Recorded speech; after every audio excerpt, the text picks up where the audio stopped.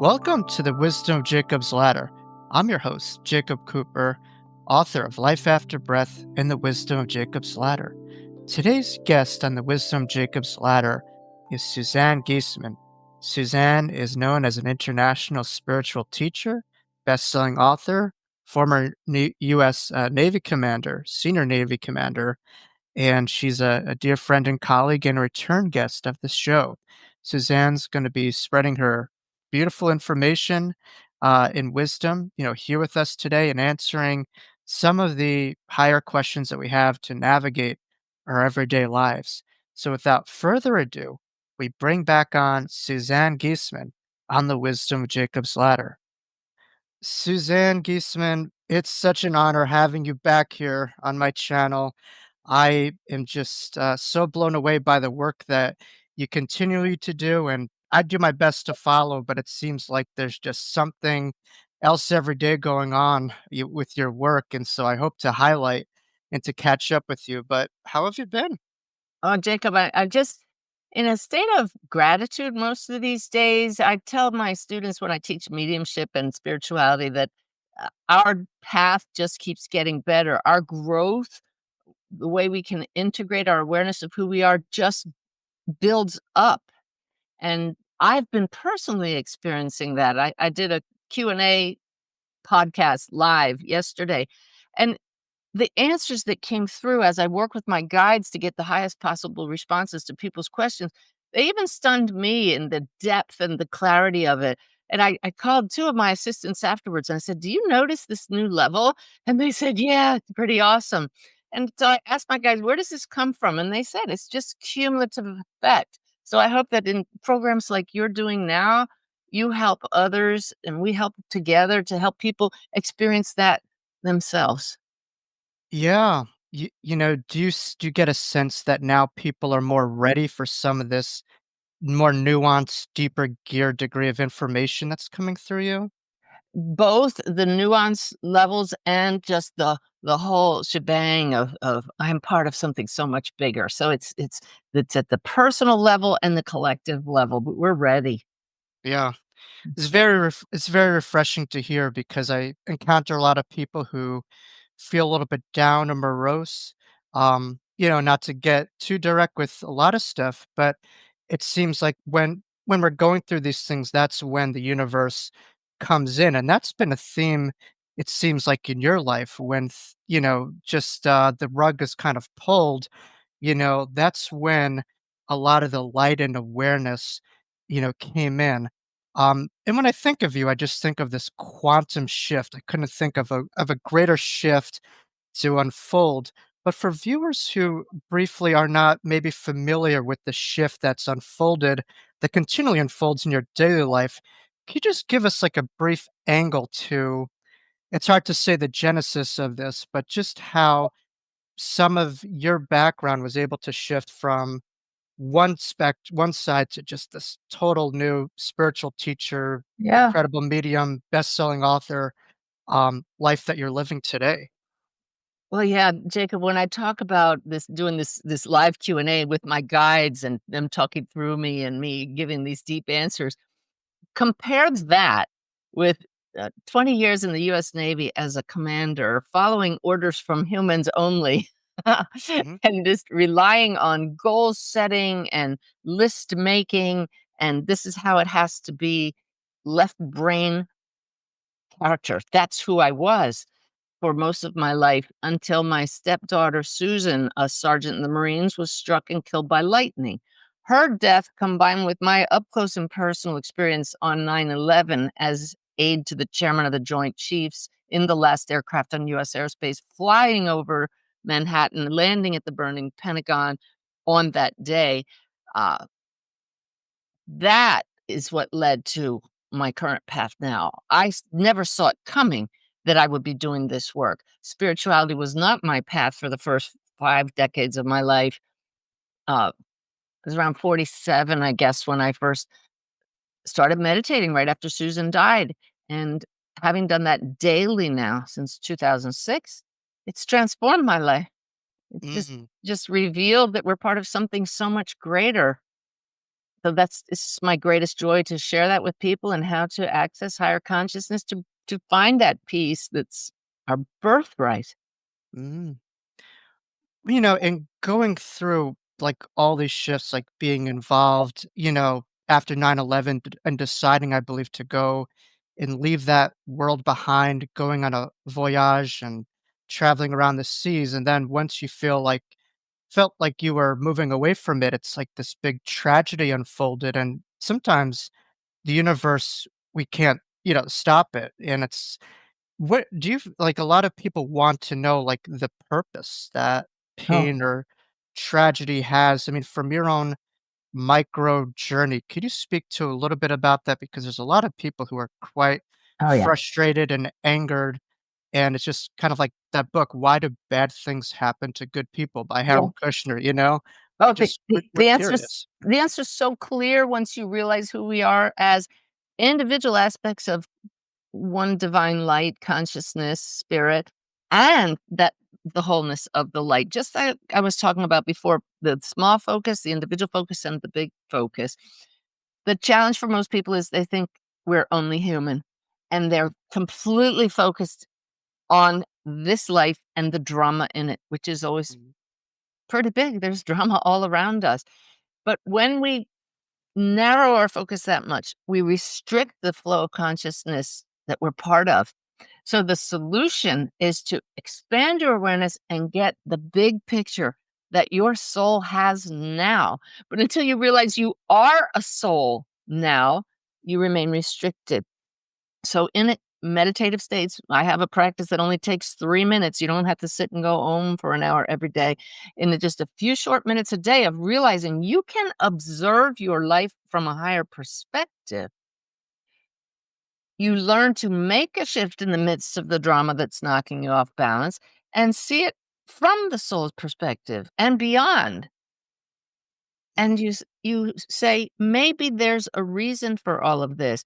From that higher perspective, I see that Susan's death has led to me touching literally millions of lives. My YouTube videos are now over 13 million views. eh, And people say they binge watch my videos because it speaks to their soul. It helps them awaken to this bigger picture. And that perspective now that, yes, Susan's death was a horrible tragedy that I wouldn't ask to have. mhm, And it also has led to growth and healing and evolution for millions. So it's that both and perspective rather than either or. We're not either human or a soul. We're souls right now. And mhm. that's what allows us to expand our perspective and see things in a different light. There are always silver linings.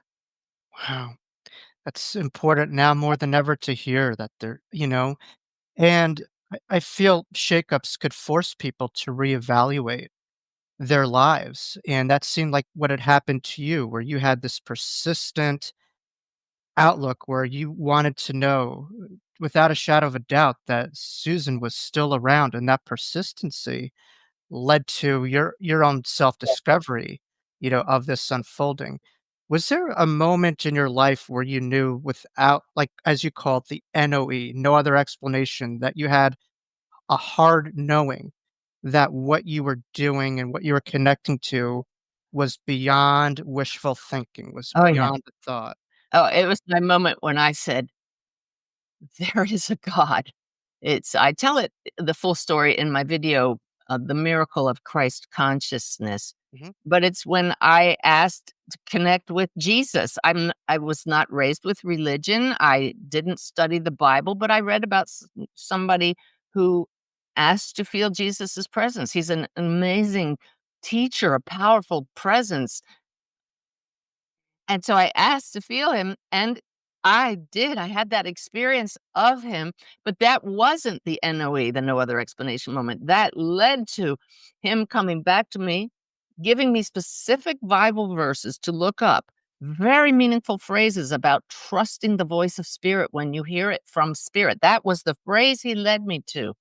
mm, And then months later, being guided to a book with the exact 2 phrases from the Bible that he gave me, back to back Mm. in the book. Oh, the goosebumps come up. That's when I knew. I mean, I was literally heard the voice saying, "Find this book and look at these pages," and I went to them, and there they were. Mm. Uh, Thessalonians 2:13, 2 Corinthians 2:14. Not, anybody who ever reads the Bible to hear that with specificity, and then the meaning in the message. Mm. You can trust this voice when you hear it. And this sounds like I'm bringing religion into it. It doesn't matter what path you take, religion, science, spirituality, philosophy, they all lead to the awareness we are part of something so much greater, and we're being guided because we are that voice ultimately. Mm. Why do you feel that people forget though? Because there seems, I don't know, like some people grow up like in Harry Potter world where they grow up with intuitive parents or psychics, and so it's just for them something that they're brought up in. But most of us aren't brought up with that kind of voice, It's and easy. so I'm just wondering, why do you feel that people have such a distrust of intuition, of that voice? How does and how could they change that? Okay, so imagine you're a baby in a crib and somebody puts these little toys up here for you to look at and you focus at and you, focus on, and you just think that's so cool, and you look and you smile, and, and as a baby, you're part of that, and everything around you is just part of you, and there's this big flow. But after a little while, you realize that these sounds that these people that are always in your face are using are making sense, and you start to understand them, and they give you a label, and they give you this word you keep hearing, "Oh, that's me, that's my name." Now you have an identity. You start to learn that they have an identity, that's mama and papa, whatever, and then pretty soon you're learning language. It's out here, it's no longer this knowing, they're words that are fascinating, and you're starting to use words, and you're using labels, "I'm a boy," or "I'm a girl," "This is my family," "This is my bigger family," and you start to identify with words, give them meaning, and you're no longer trusting just what you knew as a baby. I'm one with all of this. Then maybe you're starting to, you're seeing some beings who came in with you as a child, little guides that you saw, but your parents say, "Oh, that's your imaginary friend. You don't want to do that. People think you're crazy." So you set that aside, shut it off, and now you're fully attracted to not just that little toy in your crib, but everything has fascination, but it's separate from you. And that becomes your full identity, your focus, and you've forgotten to go into the center of you and listen to that knowing. But Mhm. it's always here. We can turn it back up. Would you refer to that as BS in a way? Belief systems? You've read my book that stands for belief systems. Yeah. Um, That's the story that I just described, the story of us that we believe in. The BS is part of the story, and so everybody's story is a little different, has a little different BS. Some of the BS is accurate for the story you're living, but ultimately there's only one truth, and that is I am, right? Here I am, I exist, and I know it. Everything else is story. I mean, I got this question asked all the time, having an NDE at a very young age, and I'm just curious, for yourself working as an evidential medium, spiritual teacher, and someone who's very connected, how do you perceive parents and how do you feel parents I mean, how do you perceive children rather, and how should parents perceive their children? Is there something that maybe is missing or disconnected spiritually? Because I feel a lot of kids are just looked at as just a body and they're not looked at for their inner being. And so that may be, I'm wondering if that's a part of their forgetfulness where they're responding to how the world sees them and they're very disempowered um, in some degrees within their own selves. If parents could remember that connection they have heart to heart, that bond that goes beyond anything they feel for other people comes from the soul, that they have a soul contract to be in physical form together, that telepathic connection they have where they know what their loved one, their child is thinking, that they know when they're in danger, that comes from a level beyond the body. If they would question those feelings, like I suggest in my book, The Awakened Way, question reality, if they would say, that has to come from beyond the body. What is that? And come to know that that's the eternal soul to soul bond and Mhm. connection we have, then they would understand more the flow of the relationship, that it may not always be what you want here in this physical world, that you can't control that what they do because we are sovereign beings, yet also connected to something higher. That would change the dynamic. Yeah.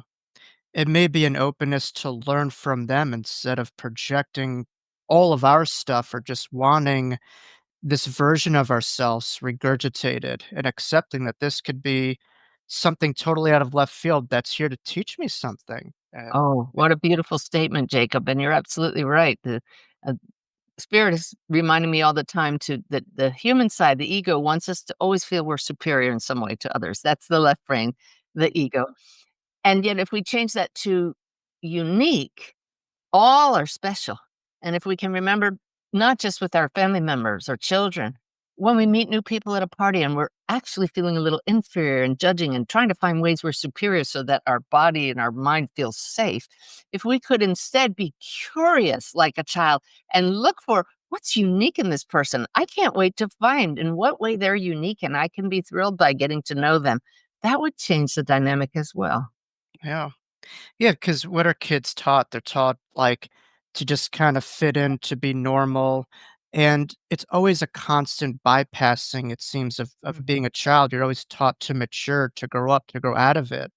Huh. And from what it seems from what you're saying, like, to get connected, it's almost like you have to be a little bit playful, childlike, curious. That's how you connect back to spirit. So it seems like all those things that we've been running away from or told to move away from, spirit wants us to move towards, it seems from what you're saying. Is that about right?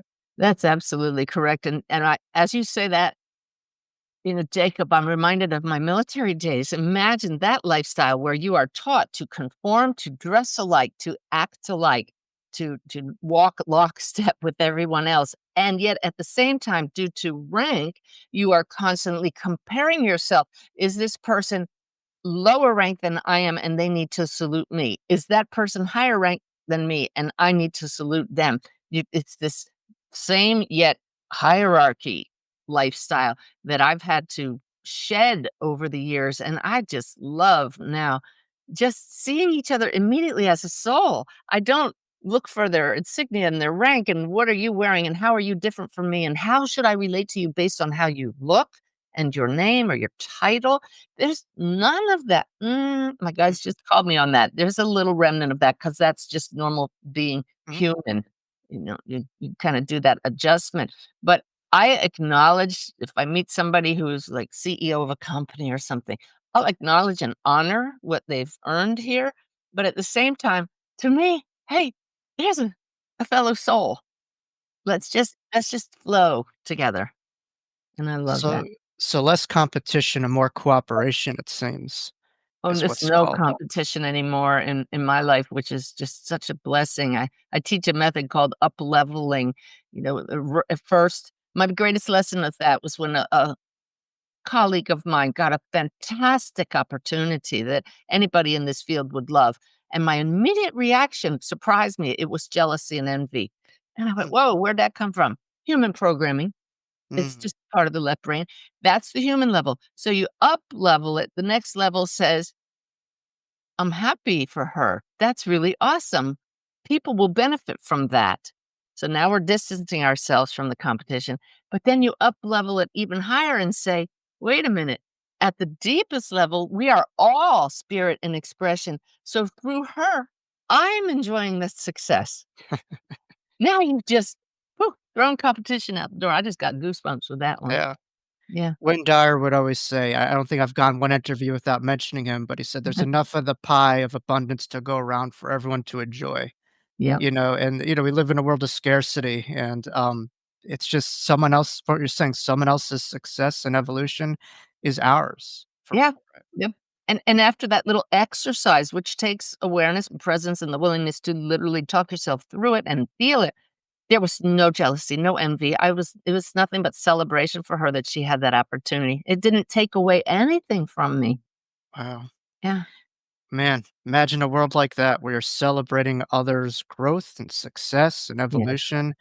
And that's what I love about your work is just it seems like the solution is a part of the solution, right? I Yeah. love but, I wanted to ask because it it seems like your military background was not frivolous. It's serving you very well in the work that you're doing, and reading The Awakened Way, one of my biggest takeaways, I think in, like, a lot of the second parts was the simplistic teachings that you have for spirit.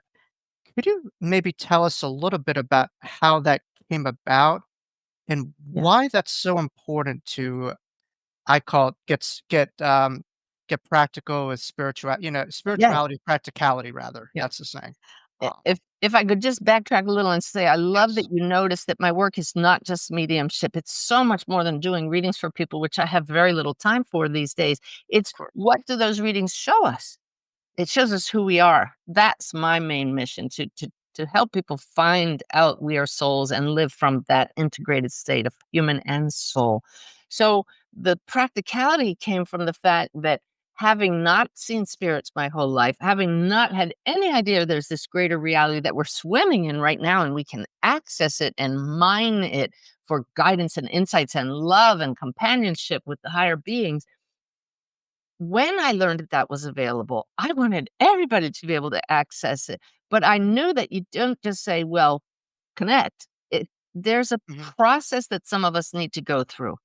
I've shared this before as well, but I've taught literally tens of thousands of people how to connect with higher consciousness, and in all that time, only 2 people have ever come up and said, "Why do you have this step-by-step process? They're right here, just talk to them."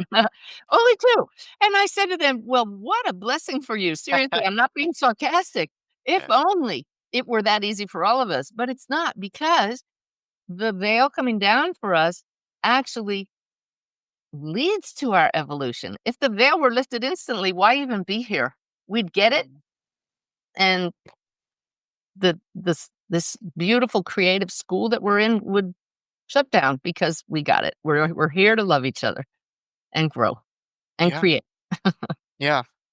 And I love that you were able to go through it through a lot of your wonderful acronyms, which maybe we could get in. I believe there's a bless me, one of them, and I think acronyms tend to stick.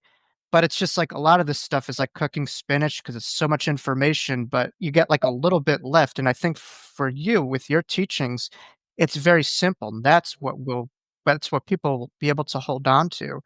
But I think it's helpful because there's a lot of people who may feel disenfranchised when it comes to intuition that they say, "Hey, I didn't grow up with this as a kid," or "I feel like, a muggle in Harry Potter, like, this wasn't in my family.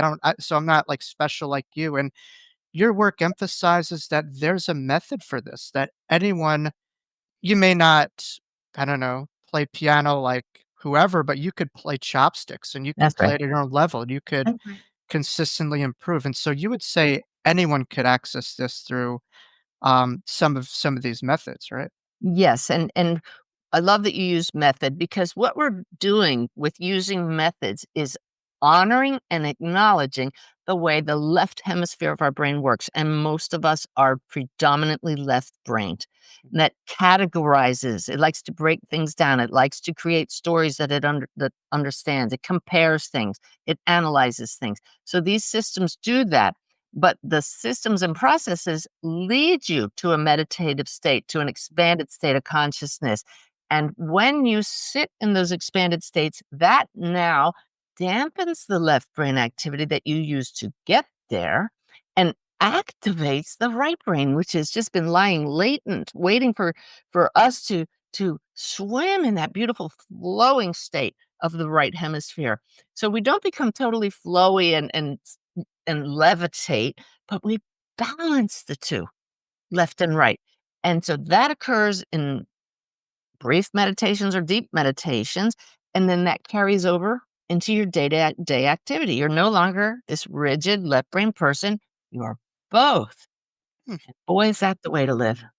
Yeah, I love that. And I know in a lot of your work, joy is very much emphasized. And that reminds me of one of my favorite movies. I don't know if you ever seen it with Robin Williams called Hook, um, which reminds me of almost an end in itself because he's living this regular business life and working as a guy. And then all of a sudden he goes over to Neverland and he could fly. But there's one scene with Robin and Julia Roberts where Julia Roberts says, just think happy thoughts and you could fly. And I'm almost getting emotional because it's like it the quality like, it's just so important to be in joy that uplifts us, and that's so congruent with a Well, lot of your teachings, Suzanne. Well, But it is, Jacob, but I would actually correct you there. I am please. joyful most of the time, but not all of the time. And the last thing I want to do is tell people that the spiritual path involves thinking positive thoughts and that's it, and that it's all about becoming human joyful. The joy I'm speaking of is this underlying awareness that no matter what, everything's okay.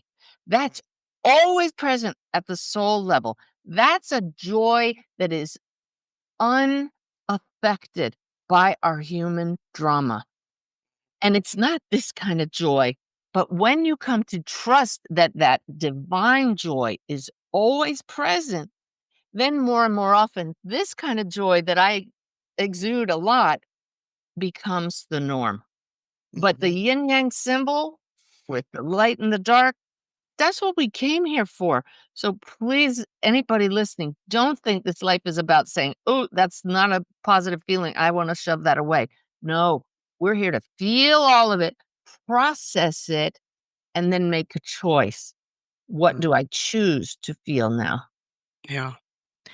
I'm so glad you're able to emphasize that, and, forgive me if that was misunderstood because that is so significant, and we're seeing a lot of emphasis in society with the world that we're living in through cell phones just about bypassing and what's trending.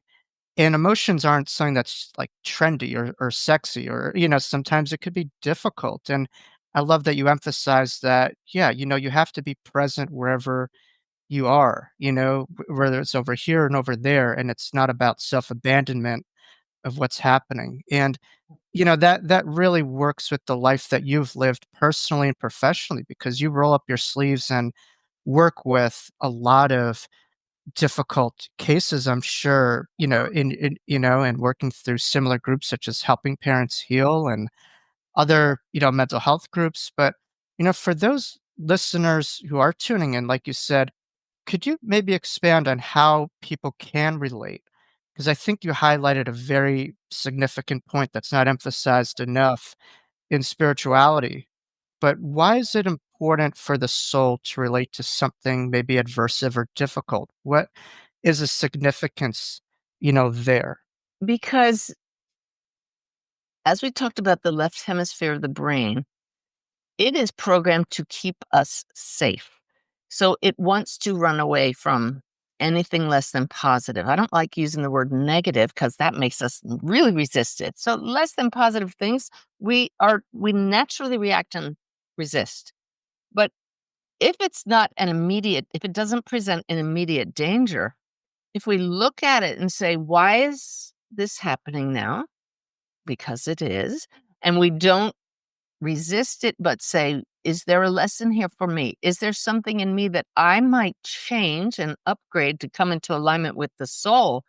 Then we're now mastering choice and using our free will. And I looked up briefly this sign I have on my wall here. I just love it. You can't stop the waves, but you can learn to surf. Ah, And I we're love just that one. we're here to be master surfers. There are gonna be times we're down in the trough, but we will come back up. I get daily messages from Spirit that you're probably aware of. I put on my free app, go search Awakened Way. That's the name of the app. We have probably we have 55,000 downloads so far and 40,000 read them daily on, my Facebook page because they speak to all of us, and today's message was just exactly what we're talking about, embracing all of our experiences because they're all temporary. They will pass just like the waves, but if we say, "No," and we stiffen, we're gonna fall off the surfboard. Mm. What you resist persists in a way, right? And, I love that, and, yeah, what you just mentioned was something that is very significant, I guess, in the mindfulness world. I don't know if you're familiar with a man by the name of Viktor Frankl, best-selling author of Man's Search for Meaning and On the book. Yeah, clinical absolutely. one of the best-selling books, of all time, but he it speaks about, that space between stimuli and response and how we could react or respond and Yeah. the degree of freedom that we have within our life, within that space, and it seems that spirituality and being curious and asking, like, "What could I fill that space with?"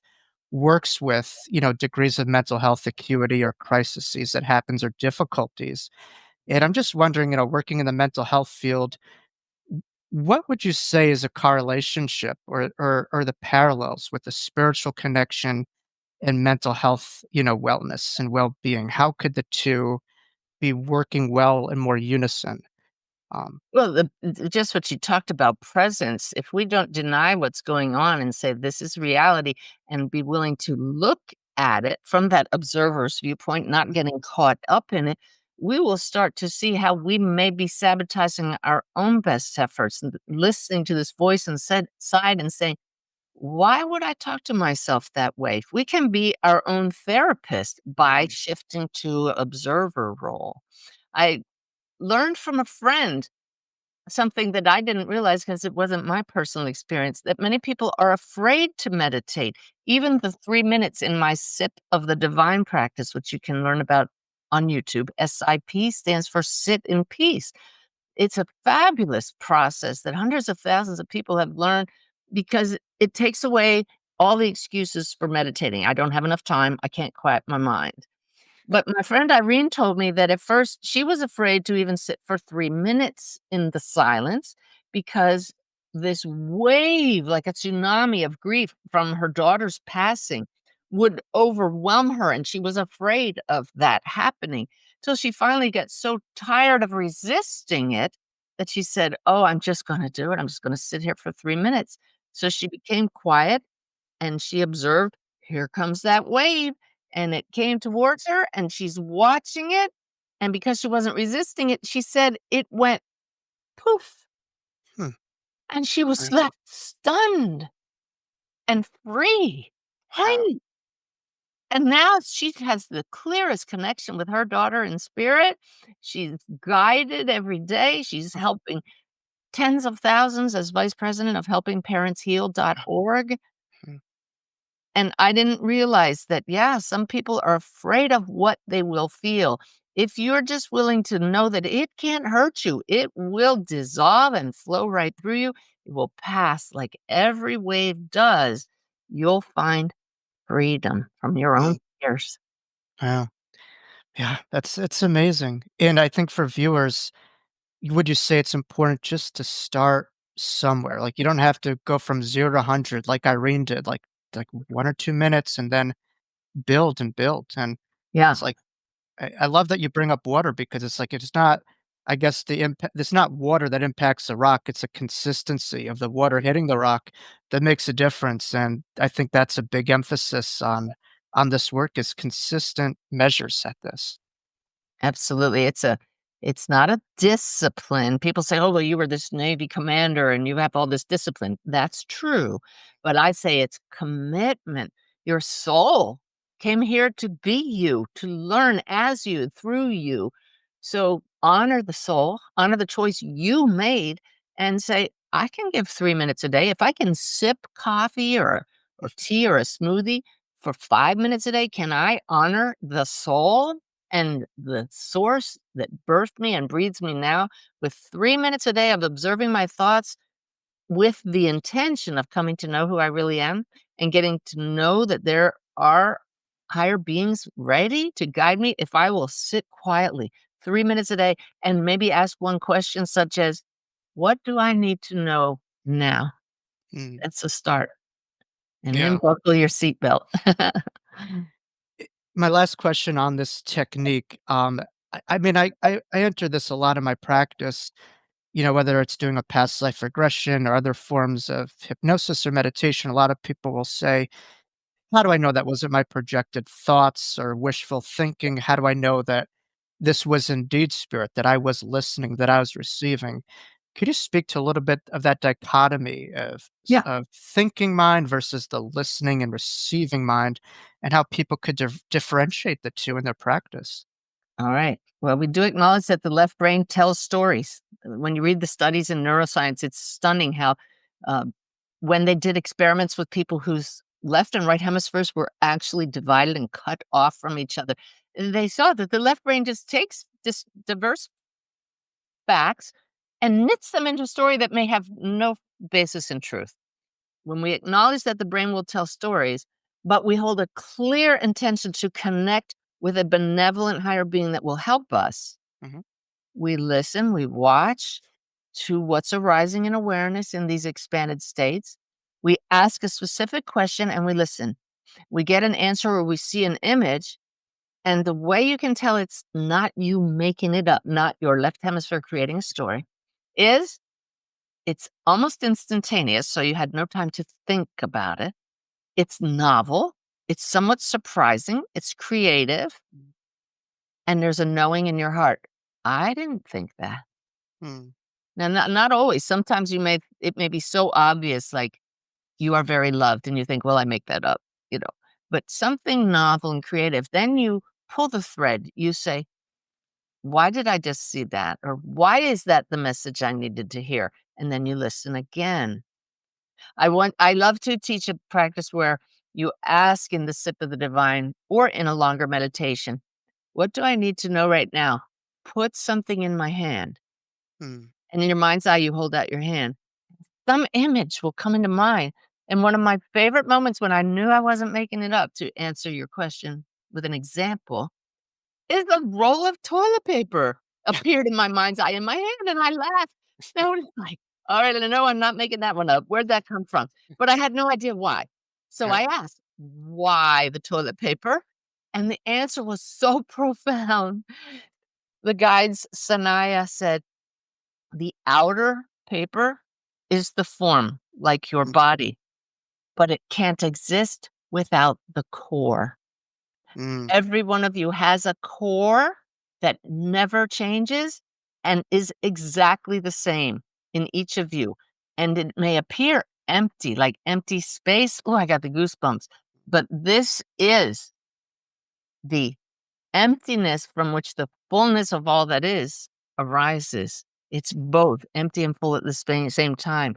And that's what we're accessing when we go into the silence, when we picture ourselves as this core with no story, no form, just being, now the world can open up to us. yeah, mm, All of oh, that I'm saying, put something in my hand and I get something funny. I didn't make that up. That was creative intelligence answering in a way that we can all relate to. mhm. It's amazing, and you just wonder how many people who have gotten some of these symbols put to them, but never were able to go further with it or to ask a little bit more.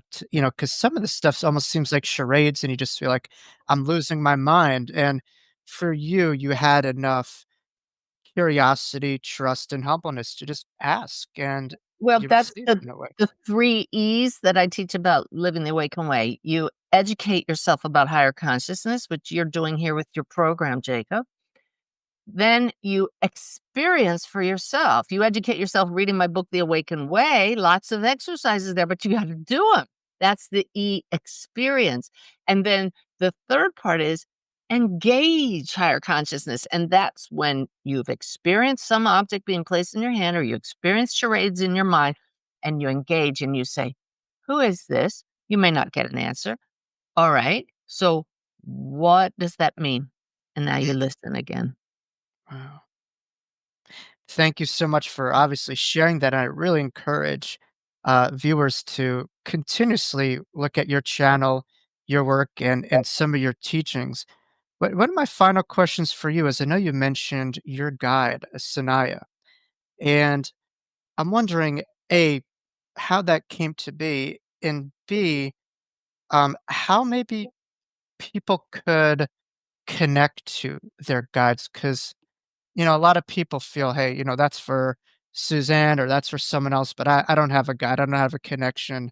Um, so I'm just wondering like, how that all unfolded for you. How did you get to that place? Again, it's a process of sitting daily and trusting and being playful and open, not playful like this, but curious like a child and open-minded, open-hearted. And so sitting, trying to connect, oh, they don't like me using that word trying. Sitting with the intention, trying causes constriction. Having an intention and being open is going to result in much better results.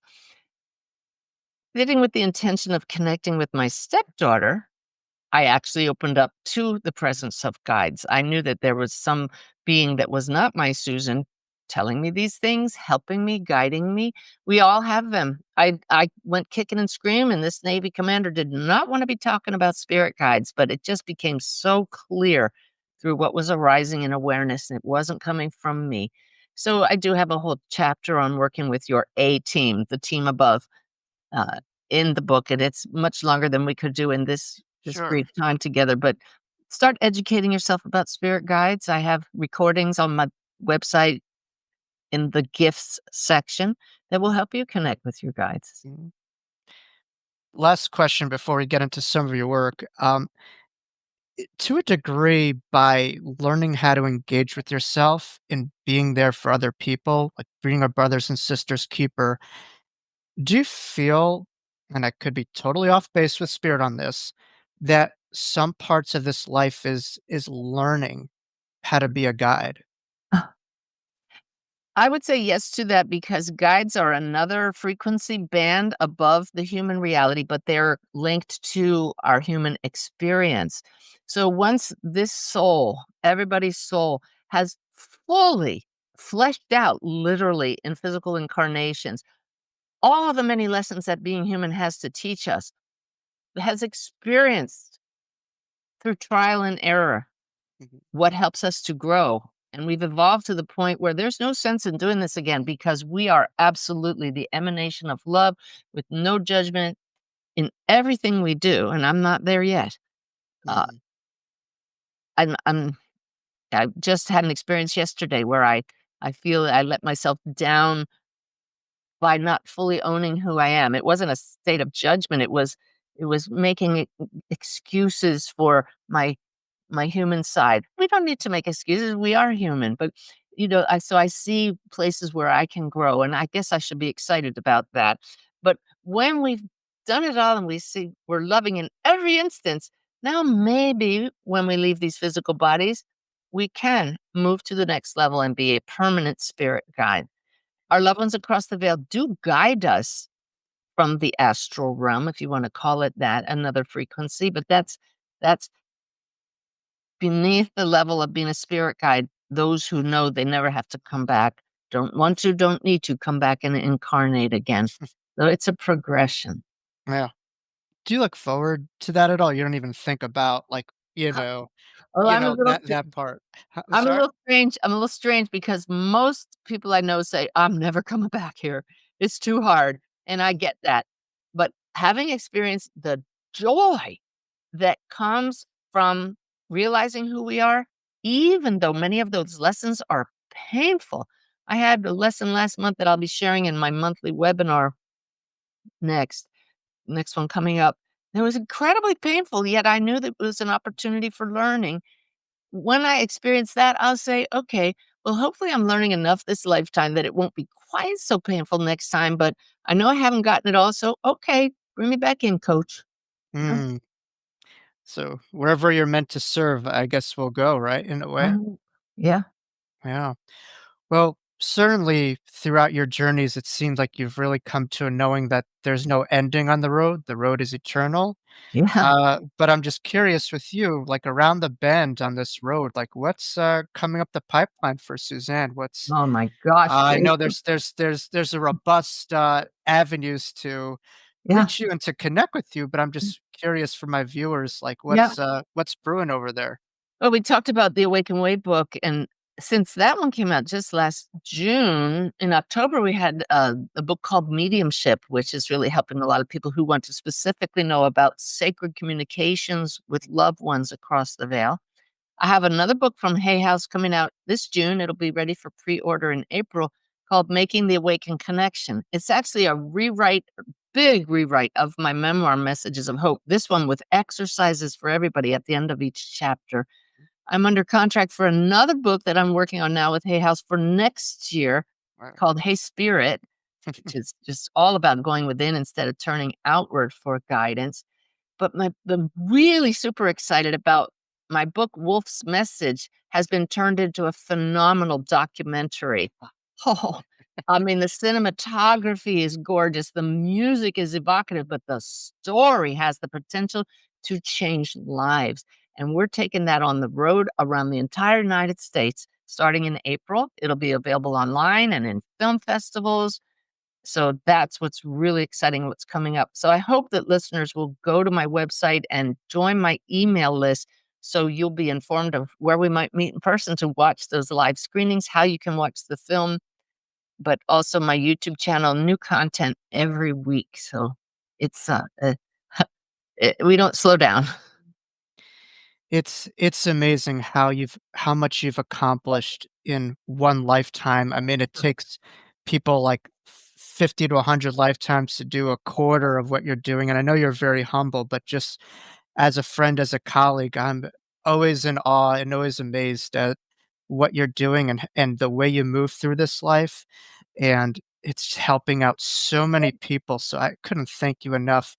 You know, I know from the work that you're doing, you are making such a difference in so many lives, and it's just an honor to know I see you as an international treasure, I really do. I really do. The It's all possible because I've learned to tune into spirit, and that's why I don't stress anymore. I don't have a big to-do list, just a couple little things I'll write down each day because moment by moment, I'm saying, "Okay, what do we work on next? How are we gonna do this?" And it's just guided, and I really look forward to that being the case for Mm. everybody. So the best place to find you again, SuzanneGiesemann.com, and you could follow her as well on Instagram, Facebook, and also your YouTube channel. And highly recommend checking out her books. Could buy them, I guess through Amazon, through her webpage. Any last message for viewers before we, um, well, not depart because we're always going to stay connected, Suzanne. But close this interview. I'm sure you're going to be back here many times. Yeah. My door's always open, at least for you. Yeah. What I'm being guided to say right now is, having listened to this, whoever you are listening right now, that you were meant to hear this. So acknowledge that by sending a wave of gratitude to your guides and loved ones who brought you here. And now saying, what sign are you going to give me to validate that I'm on the right path? And pause, listen, and watch, and then have fun when that drops into your life soon. Love it. Suzanne Giesemann, thank you so much for being here. We'll have to have you come back, and please do look out for her upcoming work and books, as well as her app that you could also download, the Awaken Way app as well. Thank you so much, and we'll see you soon.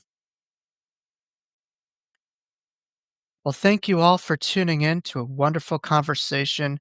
I hope you all enjoyed it as much as I did. We were able to really be graced and blessed by Suzanne's wisdom and guidance from the spirit realm. And so I highly recommend checking out her books as well as her channel and her website to stay connected to all things Suzanne, as you are in tremendous hands with her. And so thank you all for tuning in. Make sure you consider following us and hitting that subscribe button, as well as checking us out here at mindbodyspirit.fm. Thank you for tuning in. We'll see you here next time on the Wisdom Jacob's Ladder.